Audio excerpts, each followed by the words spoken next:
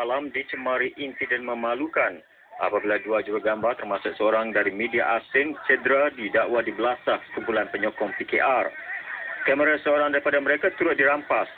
Mangsa Muhammad Sairin Muhammad Nafis, jurugambar dari News Straits Times Press, NSTP dan Halim Baba dari HBL Press News Perancis. Mangsa turut diseret sejauh beberapa meter di atas jalan. Penyerang dikatakan berang dengan tindakan mangsa merakam aksi provokasi mereka terhadap sekumpulan penyokong BN. Dan ini pula komen Datuk Seri Anwar apabila ditanya mengenai insiden anggota puteri UMNO diraba penyokong PKR semalam. Jadi jangan kita terus hukum. Saya kata kalau ada dakwaan siasat. I mean, there is an allegation here by Puteri UMNO that somebody fondled with her or them, whatever. The source is Puteri UMNO, and the allegations immediately to keadilan. Apapun reaksi penasihat PKR itu, tindakan liar penyokongnya bukan pertama kali. Masih segar dalam ingatan seorang jurugambar sebuah akhbar berbahasa Cina Pulau Pinang dikasari baru-baru ini. Semuanya kerana tindakan jurugambar itu merakam gambar Datuk Seri Anwar pada satu ceramah. Bagi lawan beliau dari BN itu, beliau terus mendengar sendiri detik cemas yang dilalui kedua-dua mangsa. Rakyat Malaysia juga. Jadi kalau boleh kita adalah sedikit perasaan kasih dan sayang di antara manusia itu sendiri. Walaupun fahaman politik berlainan dan sebagainya. Jadi saya berharap sangat-sangatlah dan saya menasihati juga kepada semua warga pres berhati-hati. Kejadian itu katanya pasti memberi imej buruk kepada negara kerana turut membabitkan jurugambar media asing. Sementara itu, polis sedang mengecam identiti penyerang berkenaan. Gambar-gambar semasa kejadian telah dicetak. Ya, kita dipahamkan gambar-gambar ini diperolehi daripada kamera salah seorang jurufoto Perancis yang turut berada di tempat kejadian. Telah dicetak bagi tindakan pegawai penyiasat atau tindakan polis untuk pengencaman dan mengesan suspek-suspek. Jadi siasatan lanjut kita masih jalankan. Polis mengklasifikasikan kejadian ini sebagai merusuh. Siasatan mengikut Seksyen 148 Kanun Keseksaan. Sehingga kini percakapan pengadu dan 5 saksi telah dirakamkan. Mangsa telah membuat laporan di Ibu Pejabat Polis Daerah Seberang Perai Tengah jam 4.30 petang semalam. Calon Angkatan Keadilan Insan Malaysia Hakim bagi Pilihan Raya Kecil Parlimen Permatang Pau Hanafi Hamad menafikan cakap-cakap beliau ditaja PAS. Walaupun mengakui PAS dan Hakim adalah sahabat dan matlamat perjuangannya sama, ia katanya tidak bermakna parti itu ditaja PAS bagi memecah undi PKR.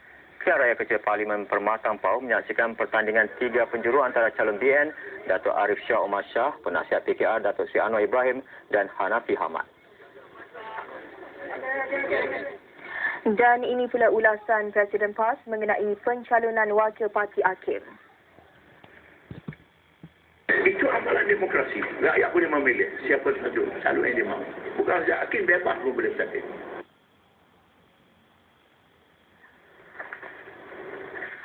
Mulai esok anda berpeluang memenangi petrol percuma selama 3 tahun. Tapi bertindak liar macam itu dan bertindak ganas macam itu dan bertindak melakukan mencederakan seorang itu ada satu kesalahan jenayah. Beliau mahu polis mengambil tindakan sewajarnya terhadap pihak yang terbabit. Dan rakannya turut dipukul tanpa sebab. Apabila sampai di situ, satu sorakan, satu maki hamun, diikuti dengan balingan-balingan objek keras seperti batu, kayu, botol-botol yang bersumpah berhubung dakwaan liwat. Do you then start a tradition now, as advised by the leaders? Every time a crime is committed, you swear by the Quran and you get absolved. You know what it means? I've explained. Swearing by the Quran means you have exhausted all other avenues. Bagi Saiful yang mendakwa diliwat bekas majikannya, laporan polis dibuat 28 Jun lalu. Sejak berita itu tersebar, ia dinafi Datuk Seri Anwar yang menyifatkan ia satu konspirasi politik. Setelah disiasat, kes sudah dibawa ke mahkamah. Jumaat lalu setelah beberapa kali mencabar bekas majikannya untuk bermubahalah di hadapan ulama, Saiful tampil di masjid ini bersama bapanya untuk bersumpah dia diliwat. Dalam sidang media sama ketika menjawab satu soalan lain, Datuk Seri Anwar menjelaskan beliau juga dinasihati supaya tidak bersumpah. Don't ever be lured into doing something which is un-Islamic. I'm ruling that the oath taking by the Quran has never been in the Islamic tradition. This is a criminal case. Go to the court.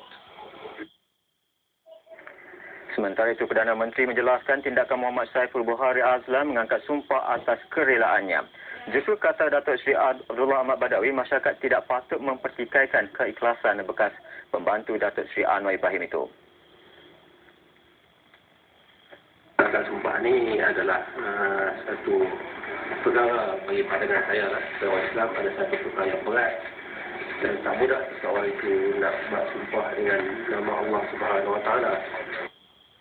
Datuk Seri Abdullah ditemui media selepas mengadakan pertemuan dengan jawatan kuasa karya Masjid Seluruh Parlimen Permatang Pauh di Seberang Jaya.